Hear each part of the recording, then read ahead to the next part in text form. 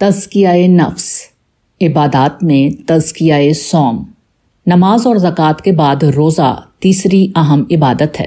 رمضان فرض روزوں کا مہینہ ہے جس میں مسلمانوں کے لیے فجر سے مغرب تک کھانے پینے اور مخصوص جنسی عمل سے اجتناب برتنا لازم ہے۔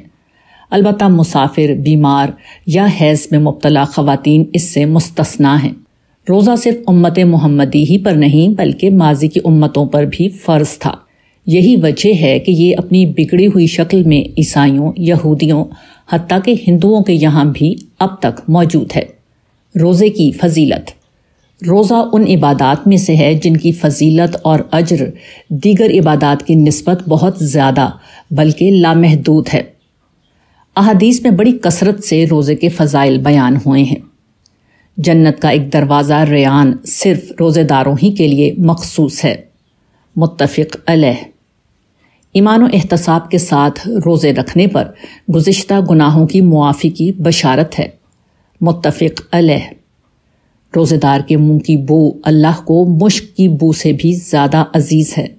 متفق علیہ۔ روزے دار کے لیے دو خوشیاں ہیں، ایک جب وہ افطار کرے اور دوسری جب وہ اپنے روزے سے رب کو راضی کر کے خدا سے ملاقات کرے گا۔ متفق علیہ۔ ایک بادشاہ اپنے ملازموں کو لگی بندھی تنخواہ سے نوازتا ہے جس کا ایک قاعدہ اور قانون مقرر ہے، لیکن جب وہ اپنے وفادار اور خاص لوگوں سے معاملہ کرتا ہے تو پھر اجرت کا اصول بدل جاتا اور اس کی مقدار بے حساب ہو جاتی ہے۔ اسی طرح ایک مومن کے ہر عمل کی جزا 10 گنا سے لے کر 700 گنا تک ہے، لیکن روزے کا اجر لامحدود ہے اور اس کی جزا خود پروردگار عالم دیں گے۔ متفق علیہ۔ روزے کا مقصد۔ روزوں کا بنیادی مقصد تقوی کا حصول ہے۔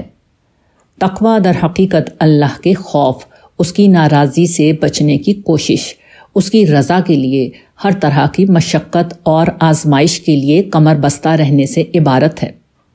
خدا کا تقرب اسی صورت میں مل سکتا ہے جب بندہ اس سے رک جائے جس سے رب نے منع کیا، اور وہ کرنے کے لیے کمر بستہ ہو جائے جس کا اس نے حکم دیا ہے۔ عمل کی دنیا میں دیکھا جائے تو یہ کوئی 2 اور 2 4 کا فارمولہ نہیں کہ ادھر بندے نے بندگی کا اقرار کیا اور ادھر وہ ولی صفت یا باعمل مسلمان بن گیا۔ خدا کے احکامات کی بجا آوری کے لیے سخت محنت، ٹریننگ اور مستقل مزاجی کی ضرورت ہے۔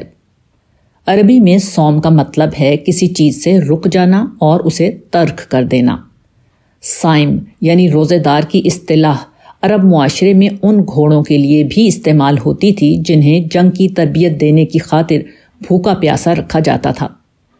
روزہ اسی تربیت کا حصہ ہے جس کے ذریعے بندہ چند جائز اعمال کو بھی خدا کے حکم پر چھوڑ کر اس کی فرما برداری کی عادت پیدا کرتا اور گناہوں کی دنیا سے کنارہ کشی اختیار کرنے کی تربیت حاصل کرتا ہے۔ روزے کا فلسفہ۔ دین کا بنیادی مقصد اپنے رب کو راضی کرنا اور اس کی عبادت و اطاعت ہے۔ رب کی اطاعت میں 2 دشمن حائل ہوتے ہیں۔ ایک دشمن تو داخلی ہے جو انسان کا اپنا نفس ہے، جبکہ دوسرا دشمن خارجی ہے جو شیطان ہے۔ رمضان چونکہ تربیت کا مہینہ ہے اس لیے خارجی دشمن یعنی شیطان کو تو در اندازی کرنے سے روک دیا جاتا ہے۔ دوسری جانب نفس کی تربیت کر کے اسے ہر قسم کے حالات میں خدا کی اطاعت و بندگی کے لیے تیار کیا جاتا ہے۔ نفس کی مثال ایک سرکش گھوڑے کی مانند ہے جو اپنے سوار کو اپنی مرضی سے بے مقصد بھگانا اور موقع ملنے پر پٹخ دینا چاہتا ہے، لیکن جب اسی سرکش گھوڑے کی تربیت کر دی جاتی ہے اور اسے اچھی طرح سدھا دیا جاتا ہے تو اب یہ سوار کے اشاروں پر ناچتا، اس کے احکامات کی تعمیل کرتا اور اس کے لیے سراپا نفع بخش بن جاتا ہے۔ گو کہ کچھ لوگ اس سرکش گھوڑے کو گولی مار کر ختم کر دینا بہتر سمجھتے ہیں کیونکہ اس میں روز روز کی جھنجھٹ نہیں، لیکن اسلام میں رہبانیت نہیں اور انسان کی اصل طاقت اس منہ زور گھوڑے کو رام کرنے میں ہے، نہ کہ اس کو مار ڈالنے میں۔ روزہ بھوک اور پیاس کے ذریعے نفس کے سرکش تقاضوں کو کمزور کر کے خدا کی اطاعت کے لیے تیار کرتا ہے۔ جو تقاضے انسان کو متواتر گناہ پر مجبور کرتے ہیں ان میں جنس کے تقاضے، پیٹ کی بھوک اور حلق کی پیاس سر فہرست ہیں۔ ان تقاضوں کی افراط انسان کو بے شمار گناہوں پر اکساتی اور لاتعداد اخلاقی بیماریوں کا سبب بنتی ہے۔ روزہ ان تقاضوں کو نکیل ڈالتا، ان کو قابو میں رکھتا اور انسان کو ان کے شر سے محفوظ رہنے کی تربیت دیتا ہے۔ انسانی نفس کا ایک اور منفی پہلو یہ ہے کہ وہ جلد باز واقع ہوا ہے۔ روزہ اس جلد بازی کے تقاضے کو قابو کر کے صبر کی تربیت بھی دیتا ہے۔ روزے کی آفات۔ ہمارے معاشرے میں بالعموم لوگ روزہ رکھتے ہیں، البتہ چند کوتاہیوں کی بنا پر اس عظیم عمل کو مکمل یا جزوی طور پر ضائع کر دیتے ہیں۔ اس کی مندرجہ ذیل صورتیں ہو سکتی ہیں: روزہ رکھنے سے گریز، نماز پڑھنے سے گریز، شہوانی امور میں ملوث ہونا، گناہ کا کلام، غصے کا غلبہ، زبان کے چٹخارے، وقت کاٹنے کی کوشش، ریاکاری یا دکھاوا، نیت میں خرابی، قیام اللیل، دیگر کوتاہیاں۔ روزہ رکھنے سے گریز۔ رمضان شروع ہونے سے قبل کچھ لوگ روزے ترک کرنے کے غیر شرعی بہانے تلاش کرنا شروع کر دیتے ہیں تاکہ خود کو اور لوگوں کو مطمئن کر سکیں۔ حالانکہ شریعت میں روزے سے مستثنی افراد کی تفصیل موجود ہے، لیکن پھر بھی لوگ سر درد کے بہانے، خود ساختہ بیماری کے سبب، کام کی زیادتی یا کسی اور بنا پر روزے نہیں رکھتے۔ اس کا بنیادی سبب خدا پر ایمان کی کمزوری اور قول و فعل میں تضاد ہے۔ اس کا علاج یہ ہے کہ قرآن کریم کا مطالعہ اور صالح لوگوں کی صحبت سے ایمان کو جلا بخشی جائے اور ہر قسم کی مشکل میں خدا کی رضا ہی کو اہمیت دی جائے۔ نماز پڑھنے سے گریز۔ عام طور پر تو روزے دار نماز کا اہتمام کرتے ہی ہیں، لیکن ایک بڑی تعداد ایسے لوگوں کی ہے جو روزے کی حالت میں بھی نماز پڑھنے سے گریز کرتے ہیں۔ اس کی بنیادی وجہ سستی اور کاہلی ہے، اور پھر یہ حضرات روزے اور نماز کو دو الگ الگ فرائض سمجھتے ہیں، حالانکہ جس کی رضا کے لیے وہ خود کو بھوکا پیاسا رکھ رہے ہیں اسی کا حکم ہے کہ نماز پڑھو۔ یہ حضرات روزے کا مطلب بھوک اور پیاس ہی لیتے اور اس کی اسپرٹ کو جاننے سے قاصر رہتے ہیں۔ روزے کا بنیادی مقصد نفس کی تربیت کر کے اسے خدا کی بندگی اور اس کے تمام احکام و ہدایات بجا لانے والا بنانا ہے۔ چنانچہ عین روزے کی حالت میں خدا کی بندگی کی عملی تعبیر یعنی نماز سے روگردانی روزے کے بنیادی فلسفے اور مقصد سے روگردانی ہے۔ اس کا علاج یہ ہے کہ اوپر بیان کیے گئے روزے کے فلسفے پر غور کریں۔ شہوانی امور میں ملوث ہونا۔ کچھ لوگ روزہ رکھ کر ظاہری جنسی امور سے تو اجتناب کرتے ہیں، لیکن دیگر طریقوں سے شہوت کو تسکین پہنچانے کی شعوری اور لاشعوری کوشش کرتے رہتے ہیں۔ مثلاً یہ آنکھوں کو قابو میں نہیں رکھتے، کانوں سے فحش گانے سن کر نفس کو تسکین پہنچاتے، یا پھر فحش باتوں میں ملوث ہو کر روزے کو ضائع کرتے، اور پھر یہ شکایت کرتے نظر آتے ہیں کہ ہمارے شہوانی تقاضے روزے میں بھی قابو میں نہیں آتے۔ بھائی، جب ایئر کنڈیشنر چلایا جاتا ہے تو کھڑکیاں دروازے بند کر کے ٹھنڈک کو باہر نکلنے سے روکا جاتا ہے۔ آنکھوں کی کھڑکیاں بھی کھلی ہوں اور کانوں کے دروازے بھی، تو پھر یہ شکایت عبث ہے کہ تقویٰ کی ٹھنڈک دل میں محسوس نہیں ہوتی۔ ہمت سے کام لے کر خود کو گناہ کے امور سے دور کر لیں۔ جو ہی کسی نامحرم پر شہوت کی نگاہ پڑے تو نفس کو کہہ دیں کہ میں روزے سے ہوں، اور خدا کی حمد و ثنا اور استغفار اور دعا میں مشغول ہو جائیں۔ نیز دل کے وسوسوں میں بھی کسی جنسی یا شہوانی تصور سے گریز کریں، کیونکہ آپ نے جس کے لیے روزہ رکھا ہے وہ دلوں کے بھید بھی جان لیتا ہے۔ یاد رہے کہ نامحرم کو شہوت کی نگاہ سے دیکھنا گناہ ہے، لہٰذا دفتر یا تعلیمی اداروں میں جہاں مرد و زن کا اختلاط زیادہ ہوتا ہے، نامحرم کے بارے میں ہر طرح کے جنسی اشتہا کے تصور کو قابو کیا جائے۔ شہوانی امور میں ایک معاملہ میاں بیوی کے تعلقات ہیں۔ ظاہر ہے کہ روزے کی ایک شرط مخصوص جنسی تعلق سے گریز بھی ہے، البتہ دیگر معاملات مثلاً بوس و کنار وغیرہ کی اجازت تو ہے، لیکن چونکہ اس میں اندیشہ ہے کہ روزہ ضائع ہو جائے، لہٰذا اجتناب ہی بہتر ہے۔ گناہ کا کلام۔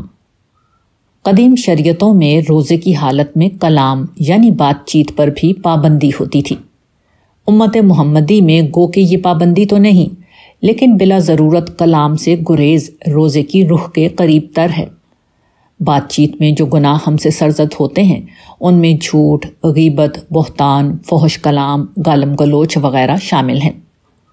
نبی کریم صلی اللہ علیہ وآلہ وسلم کا ارشاد ہے کہ جو شخص روزہ رکھ کر جھوٹ بولنا اور برا کام کرنا نہیں چھوڑتا تو اللہ کو اس کی ضرورت نہیں کہ وہ اپنا کھانا پینا چھوڑ دے۔ بخاری۔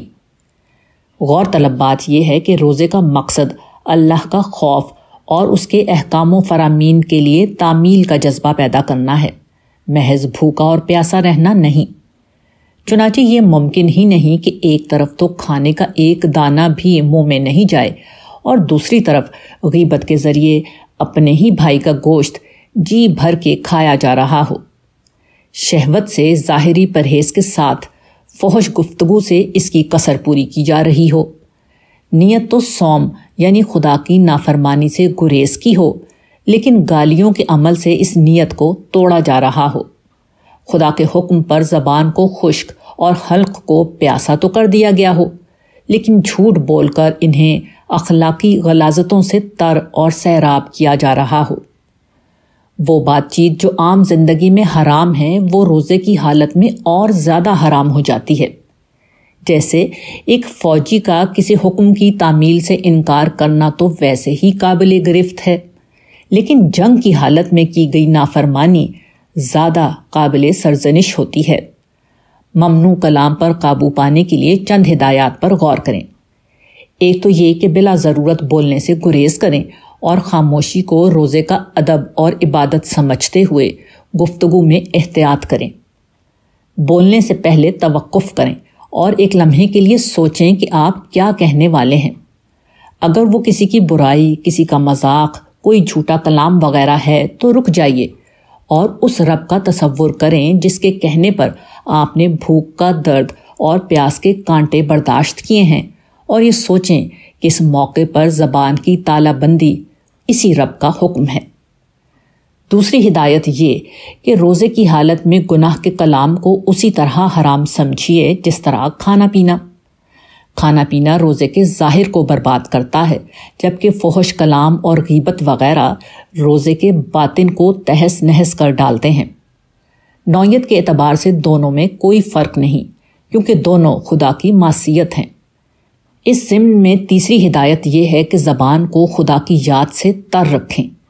یہی وہ موقع ہے کہ اللہ کو تمام عیوب سے پاک سمجھ کر اس کی تسبیح کی جائے، اس کی کاریگریوں کو دیکھ کر حمد و ثنا کے گن گائے جائیں، اس کی وفاداری کے ترانے پڑھے جائیں، اس کی رحمت کی چھاؤں اور مغفرت مانگی جائے۔ یہ ذکر بھی بد کلامی سے محفوظ رکھنے میں معاون ثابت ہو سکتا ہے۔ آخری بات یہ کہ وہ مقام جہاں گناہ کی باتیں ہو رہی ہوں تبدیل کر لیا جائے، کیونکہ بعض اوقات ماحول اور ساتھیوں کے اکسانے سے بھی بد کلامی سرزد ہو جاتی ہے۔ غصے کا غلبہ۔ روزے کی حالت میں اعصاب کی کمزوری اور بھوک پیاس کی شدت کی بنا پر چڑچڑاہٹ اور غصہ طبیعت پر غالب آ جاتا ہے، جس کی وجہ سے لوگ اپنے بچوں، بیوی اور ماتحتوں پر سختی کرتے اور ان پر چیخو پکار کے ذریعے اپنی جھنجھلاہٹ کا اظہار کرتے ہیں۔ کبھی کبھی یہ غیظ و غضب متعلقین اور ساتھیوں پر بھی برسنے لگتا ہے، چونکہ فریق ثانی بھی کچھ ایسی ہی کیفیات کا شکار ہوتا ہے، لہٰذا بسوں میں مسافروں کے درمیان تو میں شروع ہو جاتی، سڑکوں پر ٹریفک جام ہو جاتا اور لوگوں میں گالم گلوچ اور بعض اوقات ہاتھا پائی کی نوبت بھی آ جاتی ہے۔ اس کا بنیادی سبب بھوک پیاس اور اعصابی کمزوری کے علاوہ غصے کو درست سمجھنا ہے کہ میں تو روزے سے ہوں اور میرا حق ہے کہ میں یہ سب کچھ کروں۔ اس کا علاج یہی ہے کہ روزے کے فلسفے کو یاد رکھا جائے کہ اس کا مقصد صبر کی تربیت دینا ہے، چنانچہ کسی بھی قسم کی اشتعال انگیزی اس تربیت میں ناکامی کی علامت ہے۔ اس کا علاج حدیث میں یہ بتایا گیا ہے کہ روزے کو ایک ڈھال کی طرح استعمال کیا جائے، لہٰذا جس کا روزہ ہو وہ نہ تو بے حیائی کی باتیں کرے اور نہ ہی جہالت دکھائے۔ پھر بھی اگر کوئی گالی دے تو وہ کہہ دے کہ میرے بھائی میں روزے سے ہوں۔ بخاری اور مسلم۔ مزید یہ کہ غصے کی حالت میں مقام کی تبدیلی بھی کارگر ثابت ہو سکتی ہے۔ زبان کے چٹخارے۔ صبح سے شام تک بھوکا رہنے کی وجہ سے کھانے پینے کی چیزوں کی جانب رغبت بڑھ جاتی ہے۔ اس اشتہا کو مٹانے کے لیے نت نئے کھانوں کا اہتمام، انواع و اقسام کے پکوان اور لاتعداد مشروبات کی تیاری میں وقت صرف کیا جاتا اور ان کا تصور کر کر کے روزے کا وقت کاٹا جاتا ہے۔ اس طرح رمضان میں بسیار خوری کے نتیجے میں اکثر لوگوں کا وزن کم ہونے کے بجائے بڑھ جاتا ہے۔ وہ وقت جو جنت کی نعمتوں کی یاد میں گزرنا چاہیے تھا، وہ دنیاوی دسترخوانوں کی نظر ہو جاتا ہے۔ چنانچہ وہ تقوی اور صبر جو اس بھوک اور پیاس سے پیدا ہونا چاہیے تھا وہ نہیں ہوتا، اور نتیجے کے طور پر سطحی قسم کی لذتیں تو مل جاتی ہیں لیکن روزے کے ثمرات ہاتھ سے نکل جاتے ہیں۔ اس کا علاج یہ ہے کہ کھانا پینا ضرورت کے تحت ہو، مقصد نہ بن جائے۔ اس سلسلے میں بہت زیادہ اہتمام میں وقت ضائع کرنا اور لذتوں کی یاد میں گرفتار رہنا بالکل بھی مناسب نہیں۔ نیز اگر اس صورتحال میں آپ اپنے کھانے سے زیادہ مستحقین اور دیگر افراد کو کھلانے کی فکر کریں تو چٹخاروں کی غیر ضروری رغبت سے نجات مل سکتی ہے۔ وقت کاٹنے کی کوشش۔ چونکہ رمضان میں دفتر اور تعلیمی اداروں میں چھٹی جلد ہو جاتی ہے، اس لیے لوگوں کو کافی فارغ وقت دستیاب ہو جاتا ہے۔ لوگ اس وقت کو عبادات، اذکار اور خدا کی یاد میں لگانے کے بجائے ناول پڑھنے، بلا مقصد انٹرنیٹ پر سرفنگ یا چیٹنگ کرنے، تاش اور دیگر گیمز کھیلنے یا ڈرامے اور فلمیں دیکھنے میں گزار دیتے ہیں۔ اس عمل کے دوران بعض اوقات حدود سے تجاوز ہو جاتا اور روزے کی صحت پر اثر پڑ جاتا ہے۔ اس کا علاج یہ ہے کہ رمضان میں کچھ اہداف مقرر کر لیں۔ مثلاً پورے مہینے میں ایک قرآن ترجمے اور تفسیر سے پڑھنا ہے، یا حدیث، سیرت اور اسلامی موضوع پر کوئی کتاب ختم کرنی ہے، اور پھر اوقات مقرر کر کے اس پر سختی سے کاربند ہو جائیں۔ اسی طرح فراغت کے اوقات میں قرآن یا نبی کریم صلی اللہ علیہ وآلہ وسلم کی روزمرہ کی دعاؤں کو یاد کرنے کی کوشش کریں۔ اسی طرح خدا کی سنائی، اس کی قدرت، اس کی رحمت اور کائنات کے تنوع پر غور کر کے خدا کی معرفت بڑھانے کی کوشش کریں۔ ریاکاری یا دکھاوا۔ روزے کی آفتوں میں سب سے بڑی آفت یہ ہے کہ روزہ گھر والوں یا دفتر کے ساتھیوں کو دکھانے کے لیے رکھا جائے۔ اصل میں دکھاوے کے علاوہ ایک اور عنصر خوف کا ہے کہ لوگ کیا کہیں گے۔ اس قسم کے لوگوں کی اکثریت البتہ چوری چھپے کھانے پینے سے گریز کرتی ہے۔ اس کا مطلب یہ ہے کہ ان میں کچھ نہ کچھ خوف خدا ہوتا ہے، لیکن اصل محرک لوگوں کی ملامت سے بچنا ہوتا ہے۔ اس کا علاج یہ ہے کہ خدا کے حوالے سے یہ حقیقت ذہن میں تازہ کی جائے کہ اس کی ملامت لوگوں کی ملامت سے زیادہ نقصان دہ ہے۔ پھر جب مشقت اٹھانی ہی ہے تو نیت میں ذرا سی تبدیلی کر لی جائے کہ میں یہ بھوک اور پیاس اللہ کے حکم کی تعمیل اور اس کی رضا پانے کے لیے برداشت کر رہا ہوں۔ ریاکاری کی ایک صورت یہ ہے کہ لوگ اپنے روزوں کا مختلف بہانوں سے ذکر کرتے ہیں کہ میرے تو پورے روزے جا رہے ہیں، یا آج کا روزہ تو بہت سخت ہے، وغیرہ۔ اس قسم کی گفتگو کا محرک اگر دکھاوا ہے تو یہ روزے کے اجر کو کم یا ختم کر سکتی ہے۔ چنانچہ دل و دماغ میں روزے کی غایت خدا کی رضا ہی بٹھائی جائے اور لوگوں کی تحسین وصول کرنے کے بجائے زمین و آسمان کے اس بادشاہ کی تحسین اور داد وصول کرنے کی کوشش کی جائے جس کے ہاتھ میں تمام خزانے ہیں۔ اس کے علاوہ رمضان کے علاوہ نفلی روزے بھی رکھ کر انہیں لوگوں سے حتی الامکان چھپایا جائے تاکہ ریاکاری پر قابو پایا جا سکے۔ نیت میں خرابی۔ کچھ لوگ رمضان کے روزے اس نیت سے رکھتے ہیں کہ وزن کم ہو جائے یا تیزابیت کم ہو یا دیگر بیماریوں کا علاج ہو جائے۔ یاد رکھیں کہ آپ جس کے لیے روزہ رکھیں گے تو وہی آپ کا نصیب ہے، لہٰذا فیصلہ آپ کے ہاتھ میں ہے کہ آپ وزن کم کرنے کو مقصود بناتے ہیں یا خدا کی بندگی کو۔ قیام اللیل۔ رمضان عبادت کا مہینہ ہے۔ یہ خدا کی طرف سے ڈسکاؤنٹ پر سیل کا اعلان ہے جس میں جنت کی وسیع و عریض زمینیں، اس کے گھنے باغات، اس کی ابلتی ہوئی نہریں، اس کے عالیشان تخت، اس کے خوابناک بیڈ رومز، اس کی معطر فضائیں اور نہ جانے کیا کیا کچھ انتہائی کم قیمت پر اس ماہ میں دستیاب ہوتا ہے۔